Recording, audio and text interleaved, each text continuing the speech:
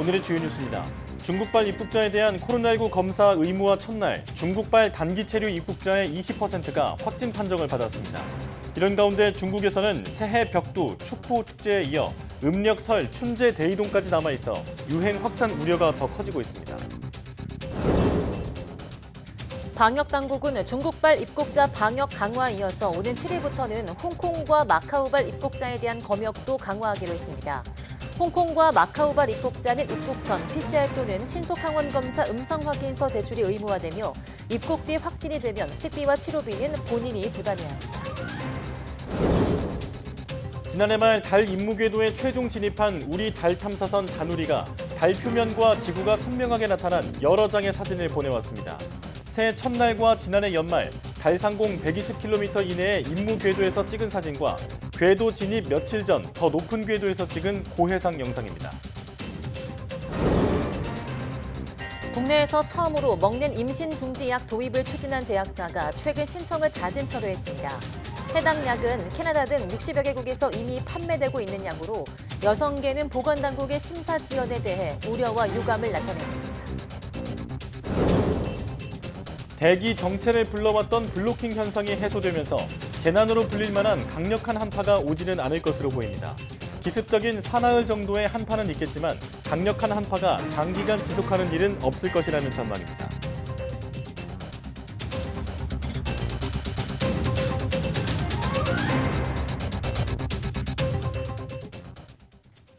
여러분 안녕하십니까? 사이언스 투데이 시작합니다. 중국발 입국자에 대한 코로나19 검사가 의무화된 첫날 중국발 단기 체류 입국자의 20%가 확진 판정을 받았습니다. 질병관리청은 2일에 중국에서 출발한 단기 체류 입국자 309명을 대상으로 인천공항 검사소에서 PCR 검사한 결과 61명이 확진됐다고 밝혔습니다. 이는 2일 단기 체류 입국자의 19.7%의 비중으로 5명 가운데 1명꼴로 코로나19에 감염된 셈입니다. 2일 중국발 입국자 전체 인원은 1,052명입니다. 중국에서 입국하는 사람들에 대해 코로나19 PCR 검사가 진행되고 있는 인천공항 검사소는 큰 차질 없이 검사가 진행되고 있습니다. 결과가 나오기까지 최소 4시간 대기해야 하는 불편도 입국자 대부분은 중국의 상황이 심각한 만큼 받아들여야 한다는 반응이었습니다. 김평정 기자입니다.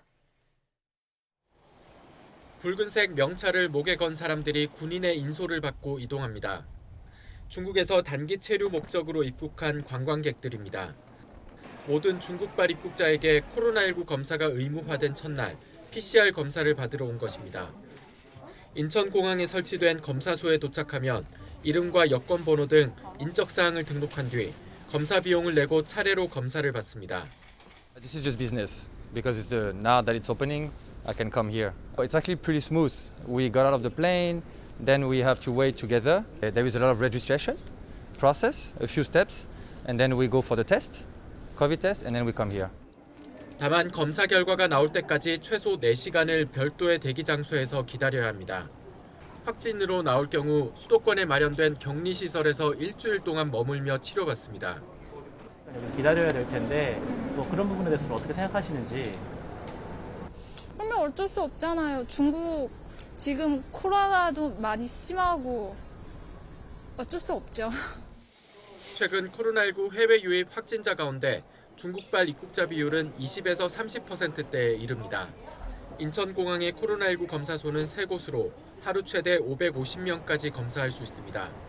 중국발 입국자 가운데 내국인과 90일 이상 장기 체류자는 거주지 주변 보건소에서 입국 24시간 안에 검사받아야 합니다. 방역당국은 유행 추이를 지켜본 뒤 홍콩과 마카오발 입국자에 대한 방역 강화도 검토할 수 있다고 설명했습니다. YTN 김평정입니다. 중국발 입국자에 대한 PCR 검사 의무화에 이어 인접지역인 홍콩과 마카오발 입국자에 대한 검역도 강화됩니다. 중앙방역대책본부는 오는 7일부터 홍콩과 마카오발 입국자에 대해 입국 전 PCR 검사 또는 전문가용 신속항원 검사의 음성 확인서 제출을 의무화한다고 밝혔습니다. 탑승 전 검역 정보 사전 입력 시스템인 Q코드 입력도 의무화되고 입국 뒤 확진되면 식비와 치료비를 제외한 입원비만 우리 정부가 지원합니다. 이는 상호주의 원칙에 따른 것으로 현재 중국 국적자는 입국 뒤 확진되면 진료비 전액을 본인이 부담해야 합니다. 정부는 앞으로 홍콩과 마카오의 방역 상황을 계속 모니터링해서 필요할 경우 추가 조치 도입을 검토할 계획입니다. 제로 코로나 방역 통제가 폐지된 이후 처음 맞는 새해, 중국인들은 거리로 나와 축포를 터뜨렸습니다. 그러나 대도시에서 재감염 사례 증가와 함께 발생한 의료 대란이 농촌 지역으로 확산할 우려도 높아지고 있습니다. 베이징 강정규 특파원이 보도합니다.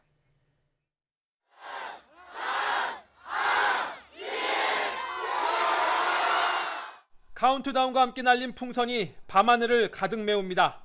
3년 전 코로나19 대유행에 문을 열었던 중국 우한의 새해맞이 행사 풍경입니다. 전국 각지에서 축포도 쏘아 올렸습니다. 중국에선 새해 폭죽 터뜨리기가 금지돼 있지만 군중들은 경찰의 제지에도 아랑곳하지 않습니다. 중국 관영 CCTV조차 새해맞이 축제 현장을 생중계하며 분위기 띄우기에 나섰습니다. 那今年豫园呢，也是特地的把这个亮灯的时间调整到了元旦之前。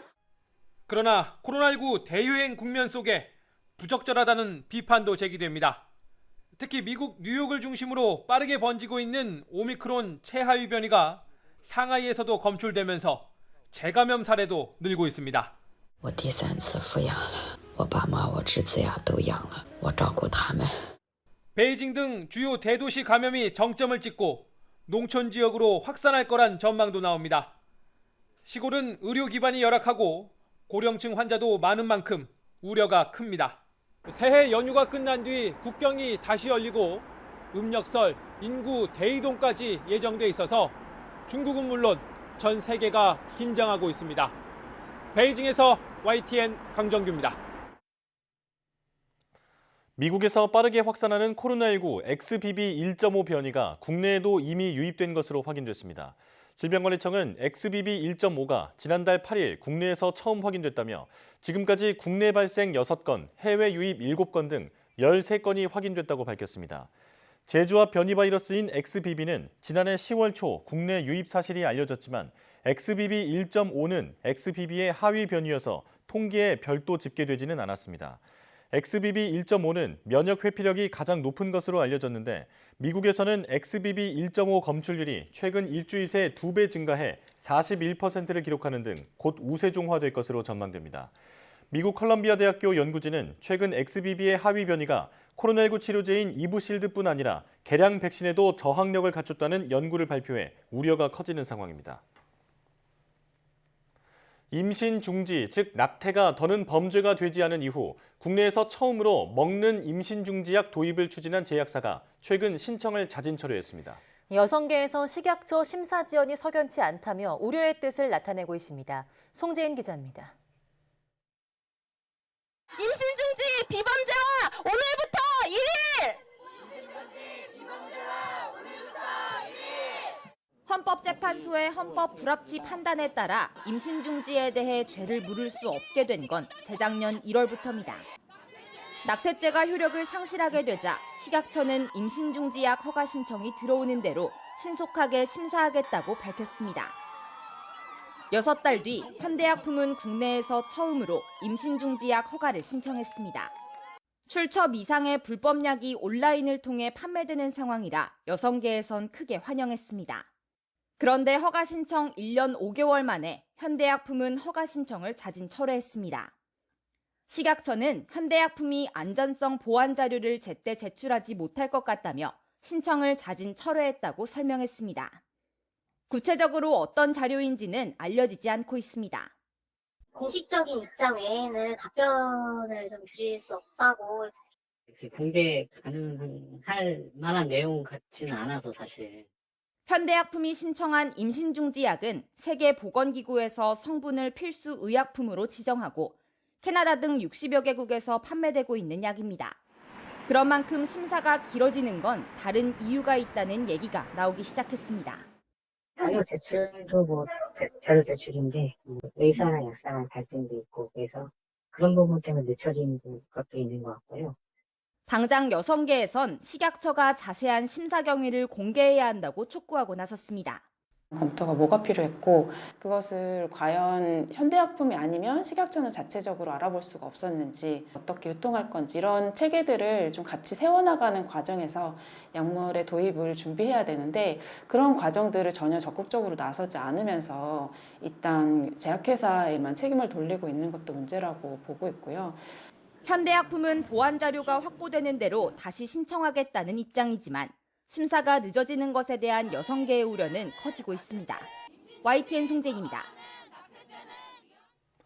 새해 들어서는 재난으로 불릴 만한 강력한 북극 한파가 해소될 것으로 보입니다. 기습적인 사나흘 정도의 한파는 있겠지만 강력한 한파가 장기간 지속하는 일은 사라질 것이란 전망입니다. 정혜윤 기자입니다. 강력한 한파가 2주일 이상 이어졌습니다. 폭설에 겨울 폭풍까지 동반하며 북반구 곳곳에 피해가 속출했습니다. 북극에 갇혀있던 한기가 밀려온 데다 일정 지역에 한기가 계속 유입되는 블로킹 현상이 겹쳤기 때문입니다. 하지만 새해에는 기록적인 한파와 재난은 줄어들 전망입니다. 대기 정체를 불러왔던 블로킹 현상이 해소됐기 때문입니다. 한기의 중심축이 북상하고 강도도 약화했습니다. 따라서 새해 시작부터 찾아온 강추위도 심하진 않고 오래 이어지지도 않을 전망입니다. 최근 한반도 주변의 공기 흐름을 막고 있던 동쪽의 블로킹이 점차 해소됨에 따라 최근 이어지고 있는 추위는 앞으로 2일에서 3일가량 더 지속된 후 앞으로 평년의 기온을 회복할 것으로 예상됩니다. 다음 주 중반까지도 심한 추위는 없을 것으로 보입니다. 강력한 북극 한기가 우리나라까지 밀려와 영향을 줄 가능성이 낮기 때문입니다.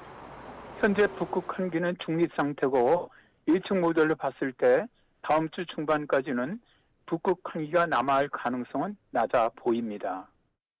전문가들은 1월 중에 강력한 한파가 찾아올 수는 있지만 오랜 기간 지속하지는 않을 것으로 보여 12월처럼 심한 한파가 재현될 가능성은 낮다고 밝혔습니다.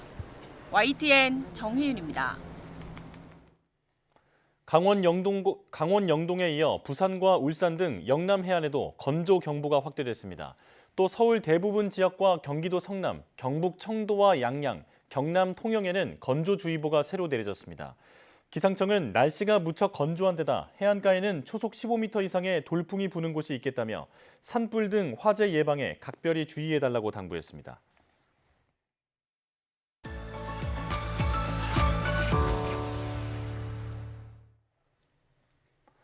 지난달 캐나다 몬트리올에서 15차 UN 생물다양성 협약 총회가 열렸습니다.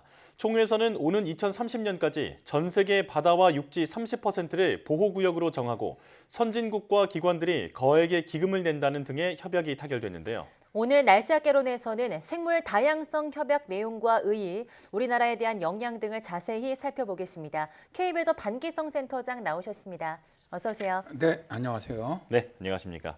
자, 지난달 열린 총회에 대해서 알아보기 전에 먼저 생물 다양성 협약이 무엇인지부터 설명해 주시죠. 생물 다양성 협약은 생물 다양성을 생태계라든가 종이라든가 혹은 유전자 이 세 가지 수준에서 파악을 하고 생물 다양성의 보존, 또 생물 다양성 구성 요소의 지속 가능한 이용, 또 유전자원의 이용으로부터 발생하는 이익의 공정하고 공평한 배분을 목적으로 하는 국제 조약입니다. 네.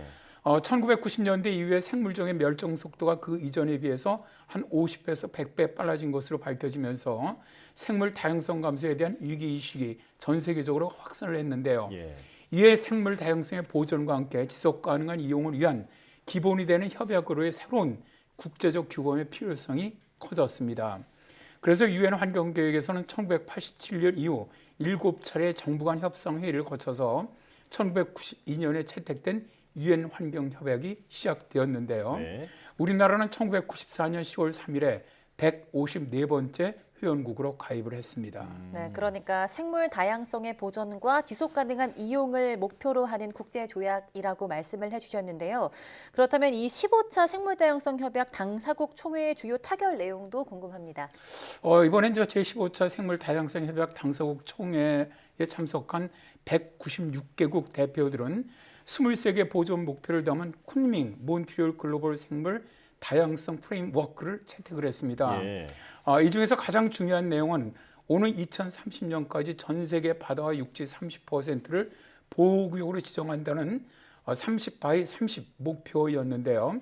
현재는 육지의 17%, 해양의 10%만 보호구역으로 지정이 돼 있죠. 네. 또 세계 각국은 자연보전 노력을 위해서 공공과 민간 재원을 통해서 연 2천억 달러를 조달한다는 목표를 세웠는데요.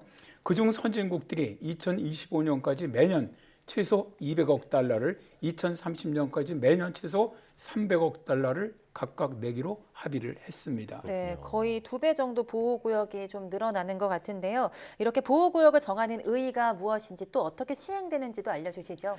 일단 해양 보호구역 같은 경우는 해양 생물 다양성이 풍부해서 생태적으로 굉장히 중요하다거나 혹은 해양 경관 등 해양 자산을 보존할 가치가 있다고 판단되면은 지정을 하는데요. 네. 유엔의 생물 다양성 협약에 우리나라도 가입해 있기 때문에 협약에 의해서 지정되는 해역이라든가 육지가 있다면 각국이 자체 법률로 보호구역을 지정을 합니다. 네. 해양 보호구역은 해양 생태의 특성에 따라서 해양 생물 보호구역, 또 해양 생태계 보호구역, 또 해양 경관 보호구역 등 세부 구역으로 구분해서 지정 관리를 하는데요. 우리나라 해양보호구역의 지정 및 관리는 해양수산부 장관이 담당을 하고 있고요.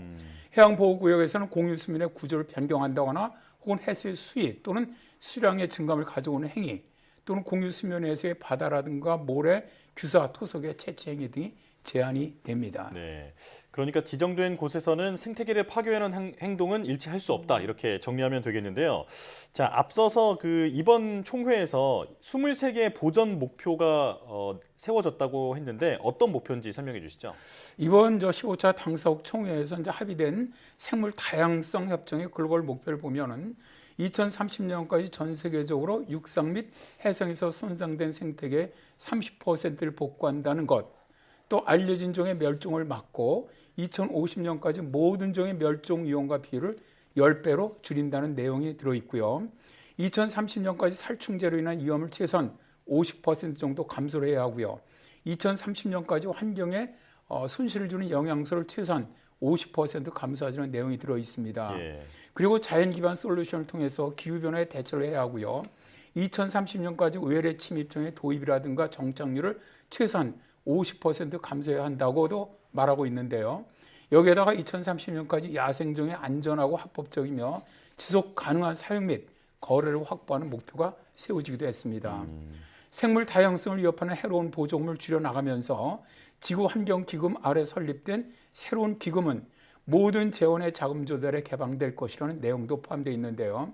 모든 국가는 2024년에 열리게 되는 16차 당사국 총회 이전에 업데이트된 국가 생물 다양성 전략이라든가 또 실행 계획, 또 국가 생물 다양성 재무 전략을 준비를 해나가야 합니다. 네, 자 계획은 참 좋은데 이게 강제성이 있는지가 의문입니다. 만약에 합의된 내용을 어겼을 때 혹시 페널티 같은 게 주어지나요? 사실 지금까지 국제기후회의라든가 생물 다양성 회의에서 합의됐던 내용이 지켜진 적이 거의 없었습니다. 예. 유일하게 지금 지켜지는 것이 오존층을 보호하기 위한 몬트리올 협정인데 사실 이마저도 중국 등은 몰래 오존층 파괴 물질을 배출하고 있는 실정이거든요. 그러나 어쨌든 이런 합의를 준수하는 것이 국제적으로 비난받지 않게 되겠죠. 예. 네. 그런데 최근 27차 기후변화 협약 당사국 총회에서 비용 문제가 좀 있었는데요. 이번 총회에서도 비용 문제가 없지 않았을 것 같거든요. 어땠습니까? 그렇죠. 이번 총회에서도 가장 극명하게 의견이 달랐던 부분이 바로 비용 문제였는데요. 네. 개도국들은 지구의 생물 다양성을 지키기 위해서는 2030년까지 선진국들의 매년 1천억 달러의 기금을 제공할 것을 요구를 했습니다. 그러나 현재 미국이 이 협약에 가입되지 않아 있거든요. 그래서 가장 많은 비용을 내야 하는 유럽연합이 개도 구간에 반대를 하고 나섰습니다. 유럽연합의 환경 담당 집행위원은 유럽연합에서 1천억 달러를 감당하는 것은 전혀 현실성이 없다. 지킬 수 없는 것을 약속해서는 안 된다고 밝히면서 이제 협상 과정에서 개도국 대표들이 집단 퇴장하기도 했었습니다. 유럽연합은 새로운 기금 마련 대신에 민간의 기부금이라든가 개발은행 자금 등 다른 재원 확보 방안으로 대체하자고 설득을 했고요. 결국 선진국들은 2025년까지 매년 200억 달러, 2030년까지 매년 300억 달러를 내놓는 것으로 합의가 된 것이죠. 그렇군요. 자, 앞으로도 합의를 위해서 조금 더 노력해야 할 것 같은데 이번 15차 총회에서 합의된 내용에 대해서는 어떤 평가가 나오고 있습니까? 일단 지금 회원국이 196개국인데 196개국이 모두 다 합의한다는 건 사실 현실성 상당히 어렵죠. 네. 그렇기 때문에 이 정도의 협약이라면 매우 긍정적인 평가가 많은데요. 안토니오 구테레스 유엔 사무총장은 우리는 마침내 자연과 평화 협정을 맺기 시작했다라고 긍정적인 평가를 내렸고요. 네. 환경 전문가들은 이 협약이 2015년 파리 기후 협약에 버금가는 환경 분야의 이정표가 될 것으로 기대를 하고 있습니다. 환경 보호 단체인 캠페인 포 네이처의 브라이언 오더넬 이사는 이번 합의는 믿기 힘들 정도로 기념비적인 일이다. 지난 수백 년 동안 인간은 자연을 빠르게 무너뜨리는 경로를 밟아왔지만 전환점이 마련될 것이다 라고 반겼는데요. 네. 다만 문제는 협약의 이행 여부입니다. 각국은 2010년에도 일본 아이치현에서 생물 다양성 목표를 정했는데 대부분 이행하는 데는 실패했거든요. 이번 협약도 세계 각국이 얼마만큼 협력하느냐에 따라서 상패가 갈릴 것이라는 것이죠. 네, 각국의 노력이 좀 필요해 보이는 것 같습니다. 그렇다면 이번에 합의된 내용들은 우리나라에는 어떤 영향을 줄까요? 일단 뭐 생물 다양성 협약이 이제 우리나라 산업에 주는 긍정적인 영향이 있습니다. 자생 동식물 자원 보존이라든가 개발 등으로 지역 산업의 발전을 가져올 수 있다는 이점이 있고요. 또 생물 자원을 이용한 제품 개발로 전통 기술의 지속적인 발전을 도모를 하고 새로운 시장을 개척할 수 있다는 점도 있습니다. 여기에 이제 관광이라든가 레저 산업의 발전도 꾀할 수가 있고요. 생명공학 원천 기술의 개발이라든가 생물 산업의 발전 등을 꾀할 수 있다는 이점도 있죠. 그러나 반대로 생물 다양성 협약은 생물 자원이 풍부하지 못하고 기술력도 떨어지는 우리나라 입장에서는 각국의 생물 자원 및 유전 자원 보호와 선진국의 기술 이전 기피 등으로 인한 생명공학 기술 발전에 어려움이 예상이 되고요. 또 생물 및 유전 자원을 제공한 나라에 대한 대가 지급 등 경제적인 어려움도 예상이 됩니다. 네. 그러나 결국 생물 다양성 협약이 추구하는 미래는 살기 좋은 환경이 될 것이고요. 우리나라의 생명공학 기술력도 매우 성장할 것으로 봅니다. 앞으로 협약 기간까지 8년밖에 남지 않았기 때문에 정부와 국회가 긴박하게 법제를 좀 정비를 하고 정책을 시행할 것으로 보고 있고요. 선진국 기금 제공에서도 이제 앞으로는 국력에 맞는 부담도 해야 할 것으로 봅니다. 네. 지구는 함께 지켜나가야 하는 거니까요. 선진국으로서 우리나라도 제 역할을 할 수 있게 잘 준비해야겠습니다. 자, 날씨 학개론 K웨더 반기성 센터장과 함께했습니다. 고맙습니다. 네, 감사합니다.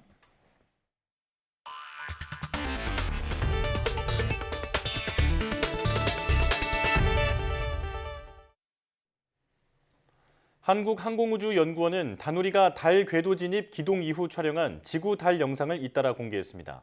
이번에 공개된 영상들은 다누리가 지난해 12월 31일 달 상공 119km, 올해 첫날 달 상공 117km에서 촬영한 영상과 지난달 24일과 28일 촬영한 영상 등입니다. 이번 영상은 다누리에 탑재된 고해상도 카메라로 촬영한 것으로 다누리는 앞으로 달 표면을 지속해서 촬영할 계획입니다. 다누리가 촬영한 달 표면 영상은 오는 2032년 달 착륙선의 착륙 후보지 선적에 활용될 예정입니다. 다누리는 지난달 27일 목표 궤도인 달 상공 100km에 안착해서 현재 달 상공을 돌고 있으며 한 달간의 시범 운영을 거쳐서 2월부터 자기장, 감마선 관측과 달 표면 촬영 등의 임무를 수행할 예정입니다. 세계 최대 IT 가전 박람회 CES가 이번 주 미국 라스베이거스에서 열립니다. 4일간 열리는 이번 박람회에는 한층 진화된 모빌리티와 메타버스, 블록체인 등 신기술의 발전이 주목을 받고 있습니다. 보도에 윤혜리 기자입니다. 거대한 혁신의 흐름에 동참하라. 미국 라스베이거스에서 열리는 세계 최대 IT 가전 박람회 CES의 올해 슬로건입니다. 참여 기업은 전 세계 3,000여 개, 행사장 규모는 지난해보다 1.5배 커진 역대 최대 수준입니다. 주목할 분야는 모빌리티 기술의 진화입니다.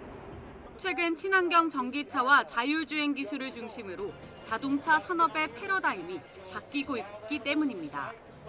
차가 단순한 이동수단을 넘어 하나의 생활 공간으로 자리 잡으면서 차량에서 즐길 수 있는 서비스와 기능을 차별화하는 게 핵심입니다.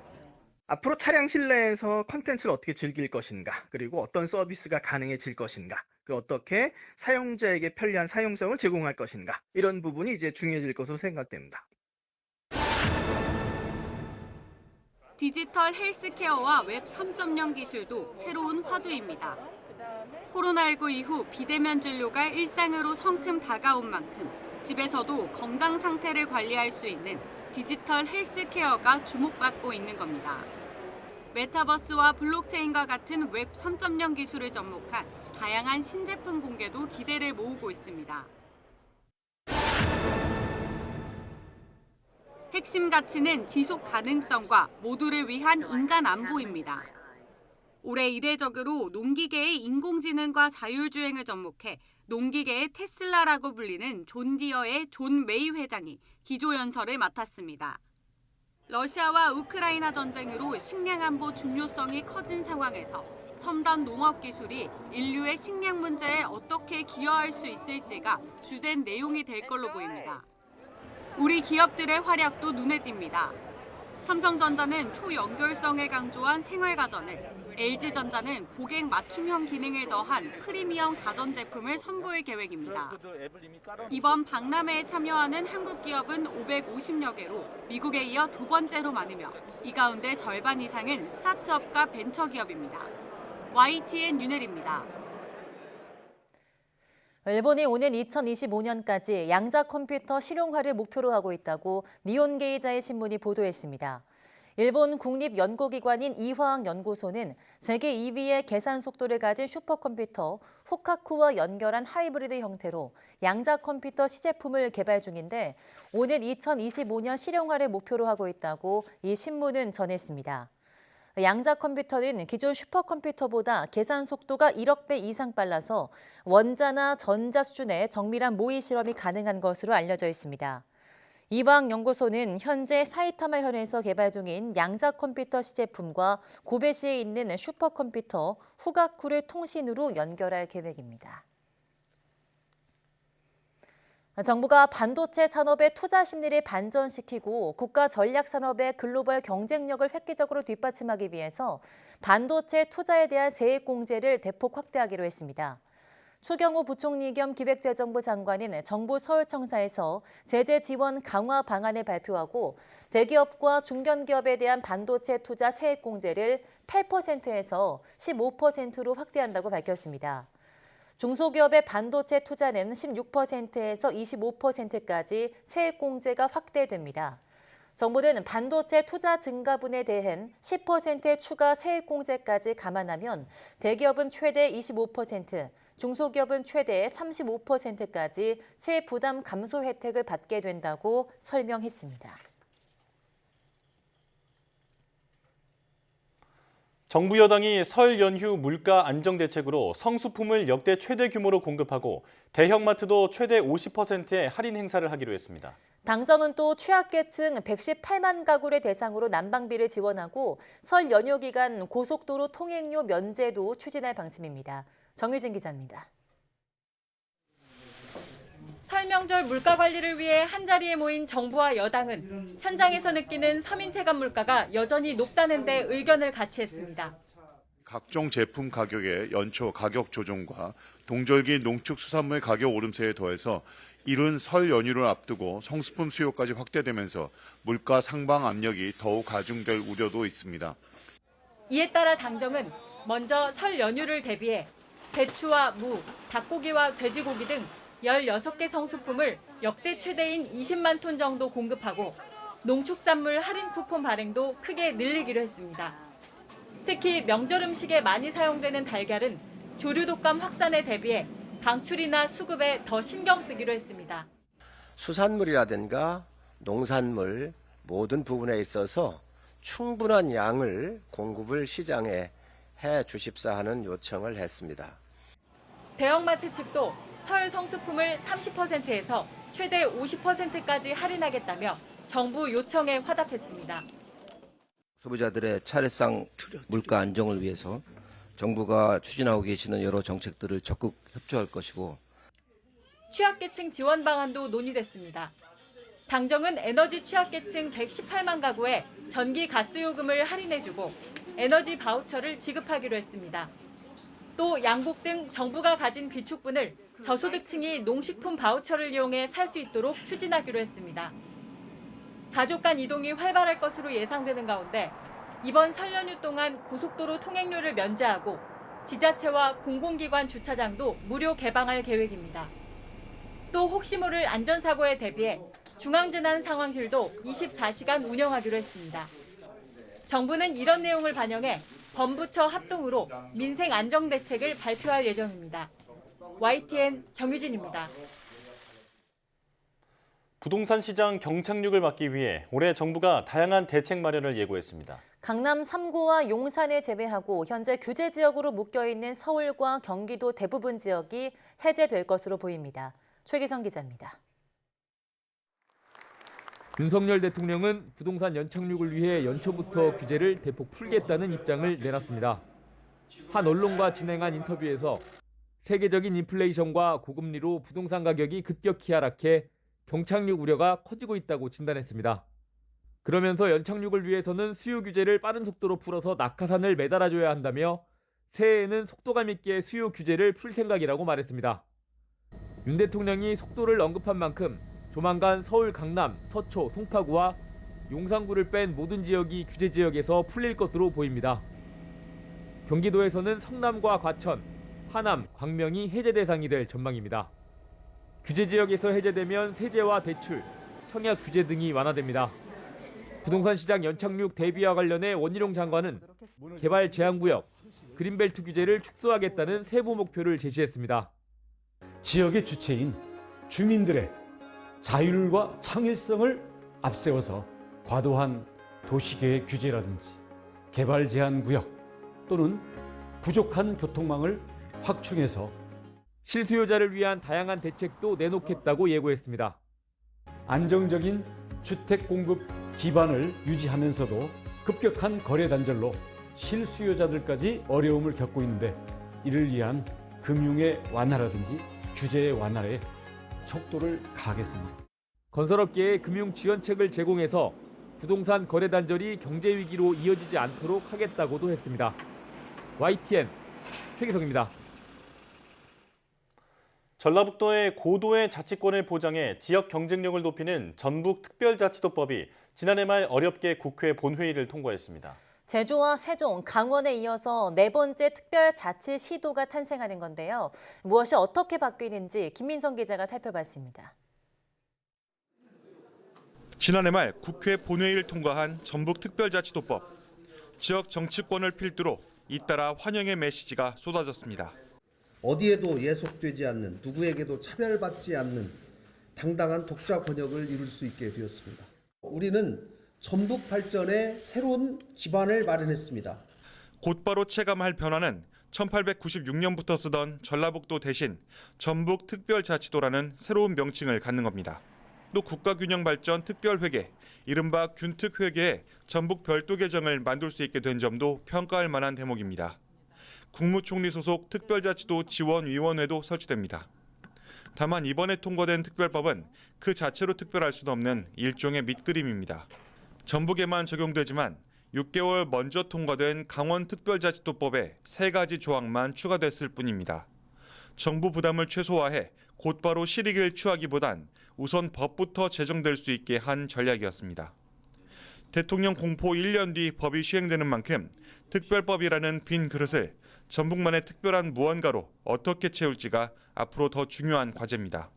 강점인 농생명이나 문화예술 그리고 다른 지역 전 세계에 없는 새만금이란 큰 대지를 활용해서 독자 권역으로서 다른 지역을 끌어갈 수 있는 그런 큰 장점을 끌어내는 데 가장 큰 우선순위를 두고자 합니다. 여기에 입법 과정에서 제기된 다른 지역과의 형평성 문제, 그로 인한 특별자치도 난리부려는 전라북도가 넘어야 할 장애물입니다. YTN 김민성입니다. 베네딕토 16세 전 교황이 선종한 지 이틀 만에 일반에 처음 공개됐습니다. 성 베드로 대성전에는 수만 명의 조문객이 방문하는 등 추모 열기가 뜨거웠습니다. 김선희 기자입니다. 현지 시간 2일 바티칸 성 베드로 대성전. 베네딕토 16세 전 교황의 시신이 중앙제대 앞으로 옮겨집니다. 머리에 모관을 쓰고 붉은색과 금색이 어우러진 전통적인 제의를 입고 있는 교황. 추기경이 시신에 성수를 뿌리고 분향합니다.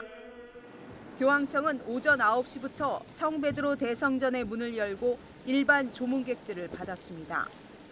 조문 시작 6시간 만에 4만 명의 인파가 다녀가는 등 추모 열기가 뜨거웠습니다. 성베드로 광장은 조문객들로 한 바퀴를 다 두를 정도로 긴 줄이 이어졌습니다. L'emozione era un grande papa, per me insomma era anche valido come teologia, come ruolo nella Chiesa. About the scriptural matters of faith and also the traditional teaching of the church. So that's what I could say. So at least I will remember him for that.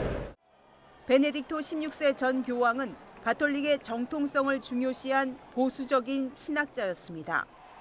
사제 결혼이나 낙태, 혼전 성관계 등을 반대했습니다. 8년 만에 건강 문제로 자진 사임했는데 가톨릭 역사상 598년 만의 일로 전 세계 가톨릭계에 큰 충격을 줬습니다. C'è anche la storia dei papi perché è dopo secoli il primo papa che ha lasciato il ministero pontificio. 사흘간의 조문이 끝난 뒤 5일에는 장례미사가 프란치스코 현 교황의 주례로 거행됩니다. 이후 베네딕토 16세 전 교황의 시신은 성베드로 대성전 지하묘지로 운구돼 안장될 예정입니다. YTN 김선희입니다.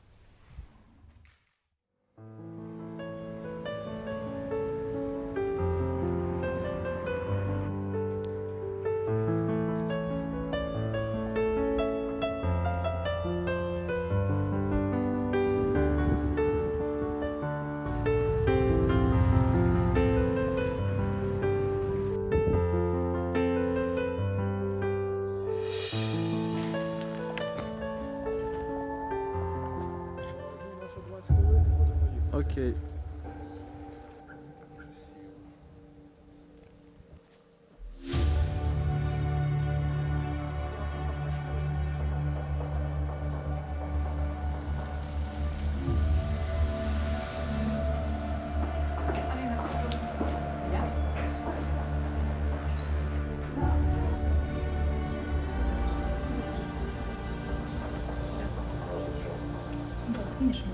Далі ми будемо визначатися з експертами, проводити відповідну експертизу стосовно коштовності вказаної речі. І далі вже слідчі з прокурорами будуть визначатися з кінцевою кваліфікацією даних дій.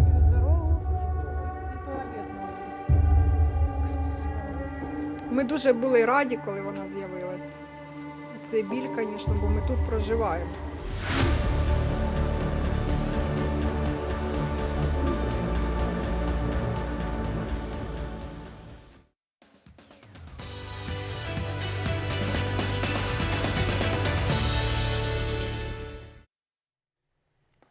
새해가 시작되면서 운동이나 금연, 자기개발 등 연초 계획 세우시는 분들 많을 텐데요. 하지만 계획을 오래 이행하지 못하고 작심삼일에 그치는 경우가 많습니다. 오늘 한길 사람 속은에서는 목표를 금방 포기하게 되는 작심삼일의 심리에 대해서 이혜진 상담심리학자와 함께 자세히 이야기 나눠보겠습니다. 어서 오세요. 안녕하세요. 네, 안녕하십니까. 자, 검은 토끼의 해 개묘년이 밝았습니다. 우선 새해 복 많이 받으시고요. 감사합니다. 네. 자, 저도 새해가 되면서 많은 계획을 세웠는데 작심삼일로 끝나지 않을까 걱정이 되기도 합니다. 자, 작심삼일을 하게 되는 심리적인 이유가 뭘까요? 네, 우리가 1월 1일만 되면 새해 계획을 세워야 할 것 같잖아요. 벌써 1월이 시작이 됐는데요. 보통 계획을 시작하고 3일 정도 지나면 갈등이 생겨요. 여러분도 혹시 그런 마음이실까 궁금한데요. 네. 1월 1일이라는 날짜의 힘은 워낙에 강력합니다. 네. 여기서 참 아쉬운 점은 계획은 세우지만 성공률이 높지 않다는 점이에요. 오늘은 연초 계획이 실패하는 심리적 이유를 같이 알아보겠습니다. 네. 우선 연초에 세우는 계획 자체가 작심삼일을 넘기기 힘들게 설정된 경우가 많아요. 그리고 대부분의 연초 계획은 지금까지 했던 것보다 훨씬 난이도가 높거나 실행 계획의 구체성이 떨어져서 모호한 목표에 그치고요. 새해도 새로운 동기와 의지로 끌어가려고 하죠. 네. 그런데 문제는 인간의 동기와 의지는 매번 바뀐다는 점입니다. 네. 그 학창 시절에 방학이 되기 전에 세웠던 시간표처럼 좀 거창하게 너무 세워둬가지고 이루기 어려운 것 같은데 이번 계획은 좀 욕심을 버리고 이룰 수 있는 계획들로 세워봐야 될 것 같습니다. 그런데 계획을 지키지 못하는 이유는 또 그것뿐이 아니겠죠? 네, 우리가 좀 자세히 보면 좋을 것 같아요. 우리가 보통 연초 계획을 세울 땐 달성 시 좋은 점에 과도하게 집중을 해요. 그럴 경우 달성하는 과정에서 필요한 희생을 간과하게 되는데요. 과정에서 필요한 희생이란 건 심리적인 장벽, 이를테면 들여야 하는 시간이나 추가적인 에너지, 귀찮음 등을 극복하는 마음의 힘, 어려운 일을 감당해야 하는 골치 아픔 등을 모두 포함하는 개념입니다. 이 심리적 장벽을 포함하지 않은 계획은 달성 가능성이 작을 수밖에 없겠죠. 네. 이 계획이 거창하더라도 내가 이걸 이룰 수 있는 어떤 마음이 있다면 이걸 달성할 수가 있는 건데 그렇지 않다면 아무리 사소한 계획이라도 지킬 수가 없다. 네. 이렇게 이해하면 될 것 같은데요. 자, 그런데 작심삼일을 반복하게 되면 내가 자꾸 실패만 하는 것 같다라는 좀 우울감에 빠지기도 하는데 네. 이 작심삼일이 곧 실패라고 볼 수 있을까요? 그래서 실패라는 단어를 사전에서 찾아봤어요. 네. 그때 실패란 일을 잘못해서 뜻한 대로 되지 아니하거나 그르침이라고 나와 있더라고요. 계획한 대로 원하는 결과가 나오지 않았다는 사전적 의미를 대입하면 실패라고 볼 수도 있겠죠. 그런데 중요하게 생각해 볼 건 왜 결과가 계획한 대로 안 나왔을까 분석해보는 접근이라는 걸 말씀드리고 싶어요. 네. 실패에 초점을 맞춘 것이 아니라 실패할 수밖에 없었던 과정을 보는 것이죠. 그래서 우리가 과정이 어려울 수밖에 없었던 심리적 장벽에 대해 더 관심을 가지는 것이 필요하다는 말씀을 드립니다. 네, 계획을 이루는 것도 중요하지만 이뤄나가는 과정도 참 중요하다는 말씀이신 것 같은데요. 그런데 앞서서 심리적 장벽을 좀 생각을 해봐야 된다 이렇게 말씀을 해주셨는데 심리적 장벽을 생각을 하면 좀 부담스러워서 계획을 세우지 않는 경우도 있을 것 같거든요. 네, 맞아요. 그래서 연초 계획을 세울 때 중요하게 생각해 볼 점이 바로 내가 이 모든 희생을 감수하고서라도 이 계획을 이행하고 싶은가입니다. 핵심은 감수하는 마음인데요. 예를 들어 이직이라는 계획을 세울 때에도 지금 회사에서 감수하기 어려운 점을 보완할 수 있는 곳을 찾게 되잖아요. 재미나 성취감이 없는 회사에 지금 다니고 있다면 조금 도전적이더라도 재미와 성취감을 확보할 수 있는 회사를 찾게 되고요. 네. 이때 새로운 회사는 지금의 회사가 가진 장점을 갖고 있지 않을 가능성을 감수해야겠죠. 연봉이 줄어도 감수하겠다는 마음과 함께 재미를 선택하는 것처럼요. 그래야 새 직장에 이직을 해서도 후회하지 않고 재미와 성취에 집중할 가능성이 높아진다는 마음의 원리입니다. 네. 그래서 우리가 계획을 세울 때에도 이 희생의 양을 축소하면 안 된다는 의미인데요. 왠지 될 것 같은데 정도로 시작하는 것보다는 실제 수행했을 때를 생각해서 시뮬레이션을 생생하게 해보는 겁니다. 시뮬레이션을 해봤을 때 내가 정말로 하고 싶고 감당할 수 있겠다는 확신이 들 때 추진하는 계획은 성공 가능성이 큰 것이죠. 그렇군요. 이 심리적 장벽에 대해서 설명을 들어보니까 저도 이 연초에 계획 세울 때 뭔가 그 속 시끄럽다는 생각이 들었는데 네, 이게 바로 심리적 장벽이 아닌가 싶습니다. 네. 자, 계획의 부담을 최소화하기 위해서는 이런 심리적 장벽을 낮추는 게 중요하다는 말씀이신데요. 그렇다면 어떻게 하면 낮출 수 있을까요? 네. 우리가 많은 심리학자들이 계획을 많이 쪼갤수록 달성 가능성이 높아진다 이렇게 제안을 해요. 네. 예를 들어 매일 헬스장 가기 예시를 생각을 해볼게요. 네. 운동을 좋아하는 분도 있겠지만 보통 이런 계획을 세우는 분은 운동 자체를 싫어하는 분이 많죠. 네. 그래서 올해는 기필코 매일 헬스장을 가겠다라고 계획을 세웠습니다. 이때 예상 가능한 심리적 장벽은 무엇이 있을까요? 아침에는 일찍 일어나게 실패해서 시간이 없고 점심이 되면 밥을 또 포기할 수 없으니까 운동할 시간이 없고 저녁에는 퇴근 후라 또 지치고 힘들어서 하기 힘들다. 이렇게 시간대별로도 수많은 심리적 장벽을 예상할 수 있죠. 네. 충분히 가능한 시나리오입니다. 그래서 이때 우리가 이 심리적 장벽을 낮추려면 일단 매일 헬스장 가기를 작은 단위로 쪼개서 하루에 한 번 스쿼트 5개 하기 이 정도로 바꿔보면 어떨까요? 네. 스쿼트는 내가 있는 자리에서 당장 일어나서 할 수 있는 운동이죠. 그렇죠. 여기에서 심리적 장벽은 확연히 낮아집니다. 네. 네. 어쩜 이렇게 예시가 좀 제 이야기 같은지 굉장히 놀랐는데요. 그 또 다른 예시가 또 있을까요? 네. 우리가 많이 계획 세우는 것 중에 매일 공부하기가 있는데요. 특히 자기 개발을 목적으로 원대한 꿈을 꾸게 될 때 매일 공부하자라고 다짐을 하는데요. 그렇죠.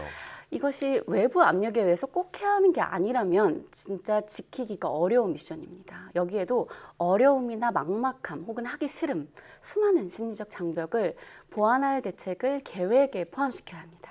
예를 들어 영어 공부를 하고 싶은 분이라면 매일 영어 공부하기가 아니라 자기 전에 영어 단어 1개를 사용해서 문장 1개를 만들어 SNS에 게시하기 등과 같이 지금 할 수 있는 정도로 최대한 작게 쪼개서 내가 할 수 있는 정도로 계획을 세워보는 겁니다. 아, 그렇군요. 자, 그런데 작심삼일이라는 게 사실 부정적인 느낌으로만 쓰는 단어인 줄 알았는데 이게 긍정적인 효과도 있다면서요? 네, 맞습니다. 그래서 작심삼일을 세우는 것 자체에도 의미가 있어서 우리는 자꾸 작심삼일을 반복하는데요. 그래서 긍정적 효과를 생각해 보면 새롭게 시작하는 데는 의미 자체가 매우 큰 희망을 줍니다. 우리에게는 희망을 품게 될 때 스스로에 대한 능력에 대해서 인식에 긍정적인 변화가 생기거든요. 네. 희망을 품은 개인은 스스로가 원하는 목표 달성을 위해서 실현 가능한 경로를 만들어낼 수 있다고 스스로 인식하게 됩니다. 그 자체로 나는 왠지 지금보다 더 나아질 수 있는 사람이라는 생각을 가지게 된다는 거죠. 계획을 통해서 당장 기분이 좋아지는 효과와 희망을 얻을 수가 있습니다. 네. 계획을 세우는 것만으로도 긍정적인 효과가 있다는 말씀이신데요. 그렇다면 작심삼일의 부정적인 효과도 있겠죠? 네, 우리가 작심삼일을 계속하면서 이제 계획이 실패하게 되면 이게 나의 의지력 부족이라고 귀인을 하게 돼요. 네. 그럴 경우에는 실패한 경험만 축적을 하게 되죠.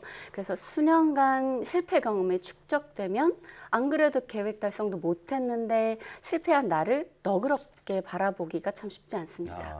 이때 우리가 의지와 게으름만의 문제로 치부하지 말고 지킬 수 있는 계획, 좀 현실적인 계획을 세우는데 집중을 하면 좋겠습니다. 네. 우리가 실패할 만한 상황이기에 실패한 결과가 나타난 것이니까 문제의 원인을 제대로 보자는 접근입니다. 네, 오늘 이야기를 나눠보니까 계획을 세우는 것도 그냥 세우는 게 아니라 좀 많은 생각을 한 다음에 세워야 될 것 같은데요. 새해에는 꼭 좋은 계획 잘 세워서 원하는 바 모두 이루시길 바라겠습니다. 오늘 말씀 여기까지 듣겠고요. 이혜진 상담심리학자와 함께했습니다. 고맙습니다. 감사합니다.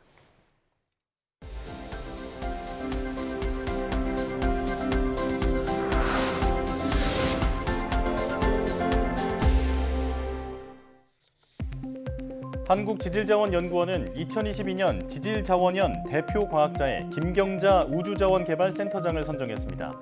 김 센터장은 달 궤도선 다누리에 탑재된 감마선 분광기를 개발한 행성 지질 연구자입니다. 김 센터장이 개발한 감마선 분광기는 달에 간 감마선 분광기 가운데 가장 가벼운 6.3kg이며 현재 다누리에서 10초마다 감마선 분광 데이터를 정상적으로 수신하고 있습니다. 과학기술정보통신부는 올해 첨단 바이오 원천 기술 개발에 5,594억 원을 투자한다고 밝혔습니다. 과기정통부는 바이오 핵심 산업을 육성하기 위해서 신약 개발과 의료기기, 재생의료 등 주력 분야 연구 개발에 1,689억 원을 투자합니다. 또 국민생활과 밀접한 연관을 가진 감염병과 치매, 뇌질환 분야의 예방과 치료 원천 기술 개발에 1,394억 원을 투입합니다. 이와 함께 마이크로바이옴과 유전체, 데이터 기반 연구 등 미래 유망 분야에 254억 원을 투자해 6개 신규 사업을 추진합니다.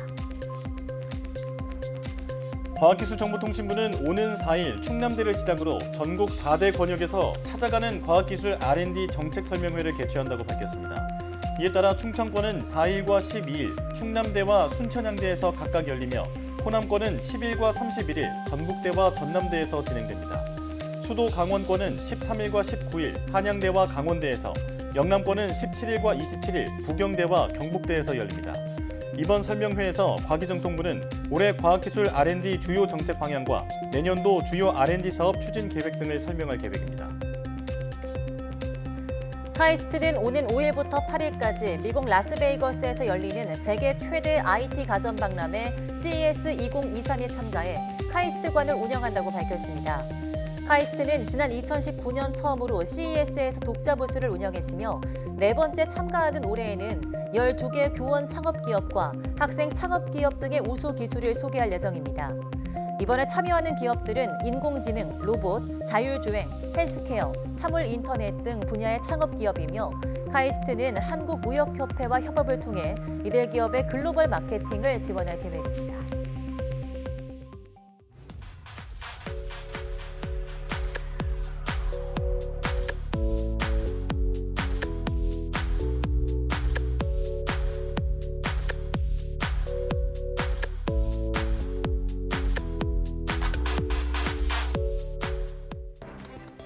날씨도 춥고 대기도 건조합니다. 이럴 때 정전기로 불편을 느끼는 분들 많으실 텐데요. 네, 정전기를 줄이기 위해서는 촉촉한 핸드크림을 자주 바르거나 동전과 같은 전도체를 만진 후 물건을 만지면 정전기 발생이 줄어든다고 하니 알아두시면 좋겠습니다. 사이언스 투데이 마칩니다. 시청해주신 여러분 고맙습니다.